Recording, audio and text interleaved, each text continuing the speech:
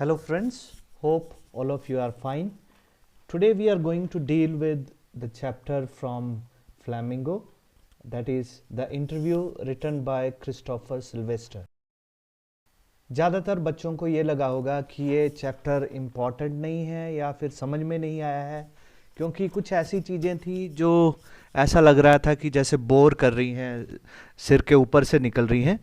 तो इसलिए मैंने सोचा मैं एक छोटी सी वीडियो बनाऊं आप सबके लिए। तो ये सब क्लास 12th के बच्चों के लिए और जो भी एस्पिरेंट्स KVS PGT इंग्लिश के लिए जिन्होंने फॉर्म भरा है उनके लिए इम्पॉर्टेंट है। तो आइए हम देखते हैं कि इसमें आखिर है क्या। तो all the best, let's journey together. So interview, ये interview by Christopher Sylvester is an excerpt from his Penguin Book of Interviews। तो उन्होंने Penguin Book of Interviews लिखी है, उसमें से एक पोर्शन लिया गया है जो हमारी सिलेबस में है। In this he talks about various options, opinions of the celebrities regarding an interview। तो बहुत सारे जो सेलिब्रिटीज़ हैं उनके इंटरव्यू के बारे में वो बताता है और उनके क्या क्या फंक्शंस हैं, इसके क्या क्या मेथड्स हैं, मेरिट्स इसकी क्या हैं। तो इन सब चीज़ों के बारे में वो बताता है। It consist of an excerpt from interview with the famous writer Umberto Eco. So इस चैप्टर में दो पार्ट हैं बच्चों। एक पार्ट में तो हम डिफरेंट व्यूज़ देखेंगे लोगों के कि वो इंटरव्यू के बारे में क्या सोचते हैं, और दूसरे पार्ट में हम देखेंगे एक प्रॉपर इंटरव्यू है उम्बर्तो इको का। तो क्रिस्टोफर सिल्वेस्टर के बारे में अगर हम थोड़ा सा जानना चाहें तो उनका जन्म 1959 में हुआ था। लैंसिंग कॉलेज में उन्होंने पढ़ाई की, सनसेक्स में। 1983 टू 1994 उन्होंने प्राइवेट आई में काम किया। इनिशियली वो न्यू बॉयज़ कॉलम लिखते थे, तो ये कॉलम उन नए MPs पॉलिटिशियंस के लिए था जो अभी अभी जिनका सिलेक्शन हुआ है और जो पॉलिटिक्स में आए हैं। He has written several newspapers and magazines as well, including the Evening Standard, the Guardian, the Observer, the Independent on Sunday, Esquire, GQ and Vanity Fair. He is also the editor of the Penguin Book of Interviews. तो ये एक anthology है। Anthology कहते हैं collection of selected literary pieces जो होते हैं। तो ये एक तरह की एंथोलॉजी है पेंगुइन बुक ऑफ इंटरव्यूज़, जो 1859 टू प्रेजेंट डे जो भी कलेक्शन है उसमें आता है। आइए हम पार्ट फर्स्ट के बारे में जानते हैं कि क्या है इसमें आखिर।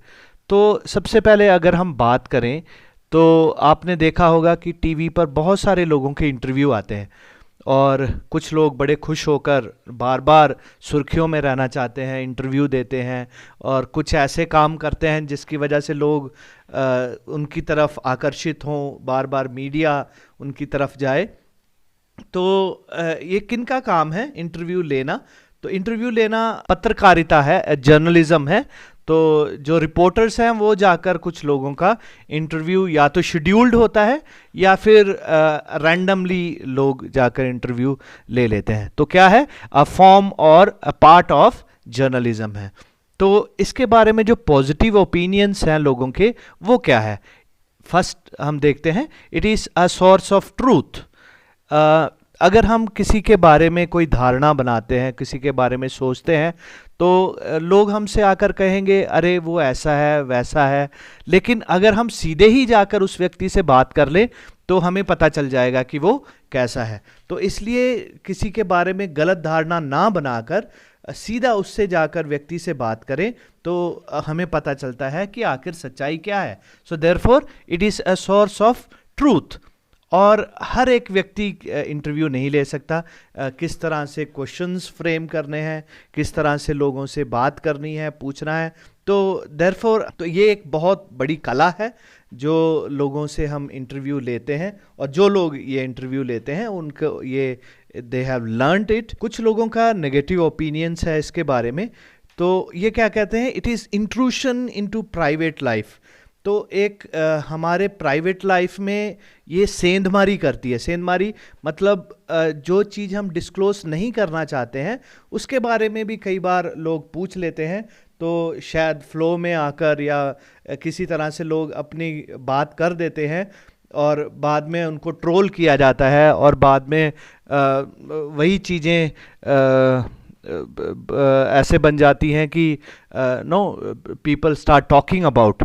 So this is also a diminishing in nature. तो ये किसी का कैरियर बना भी सकते हैं और बिगाड़ भी सकता है। तो इसलिए ये नेगेटिव ओपिनियन है इंटरव्यू के बारे में। तो हमारी बुक में बहुत सारे लोगों के ओपिनियंस दिए गए हैं कि डिफरेंट सेलिब्रिटीज़ उन इंटरव्यू के बारे में उनका क्या ओपिनियन है। तो सबसे पहले हम देखेंगे वी.एस. नेपॉल। तो उनका कहना है कि जो इंटरव्यू है that is wounding in nature. Wound मतलब कहते हैं घाव। तो जो इंटरव्यू है वो जो व्यक्ति के आत्मा में घाव कर देता है। तो इसलिए ये इंटरव्यू वो देना नहीं चाहते हैं और वो इंटरव्यू से बचना चाहते हैं। तो वो कहते हैं कि ये हमारे आत्मा में घाव करता है। So it is wounding in nature, therefore interview should not be taken और शुड नॉट बी गिवन। दूसरा हमारा सेलिब्रिटी है लुइस कैरल। लुइस कैरल का कहना है कि वो जब भी इंटरव्यू के बारे में सोचते हैं तो उनको एक हॉरर ऑफ द इंटरव्यूअर है उसको, तो उसको बहुत डर लग जाता है कि अगर उसको कोई इंटरव्यू देने के लिए कहता है। रुडयार्ड किपलिंग वो तो इस हद तक जाते हैं, वो कहते हैं कि ये तो इमोरल इन नेचर है। तो ये एक कोई अच्छी चीज़ नहीं है, ये इमोरल है, क्योंकि हम किसी की प्राइवेट लाइफ में जाकर झांकते हैं, उनके प्राइवेट लाइफ को ना खरोदना चाहते हैं, उनको जानना चाहते हैं क्या है।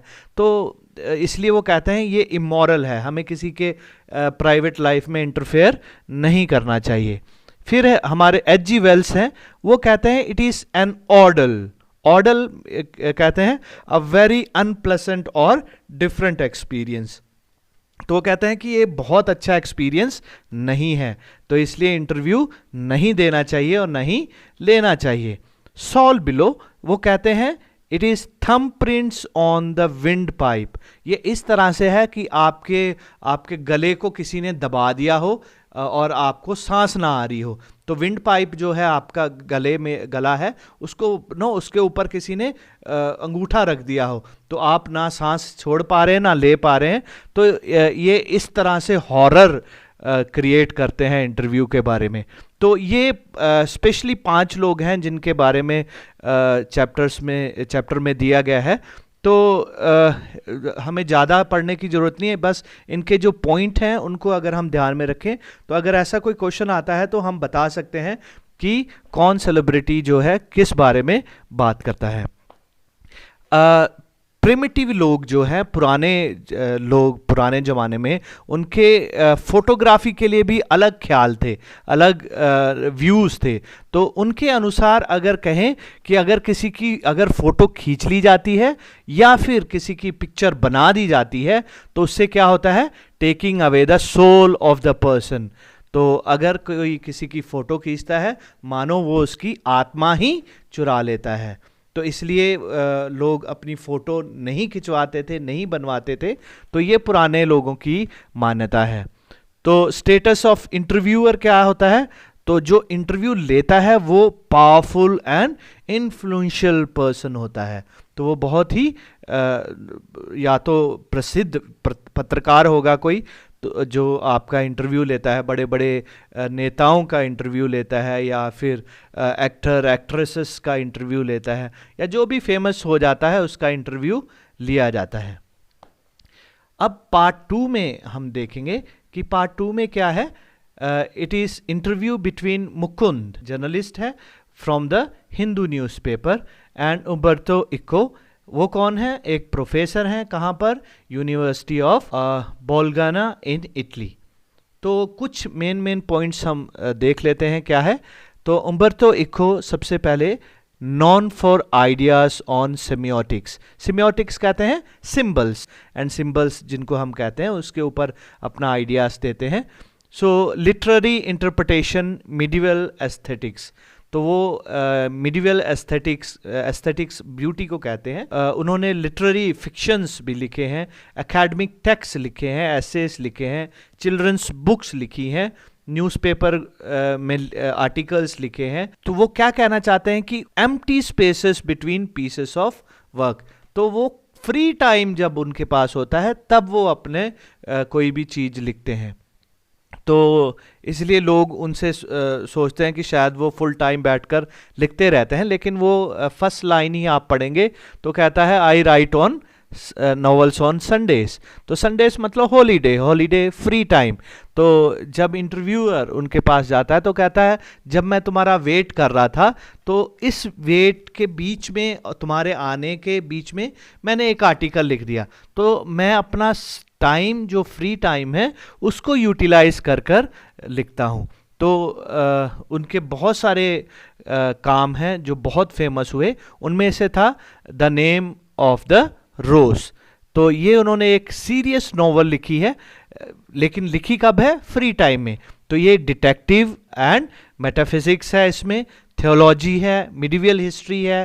तो इनिशियली लोगों ने सोचा कि इसकी ज़्यादा कॉपीज़ तो नहीं बिकेंगी, लेकिन उनका सरप्राइज ये था कि उसकी 10 to 15 मिलियन कॉपीज़ बिक गई.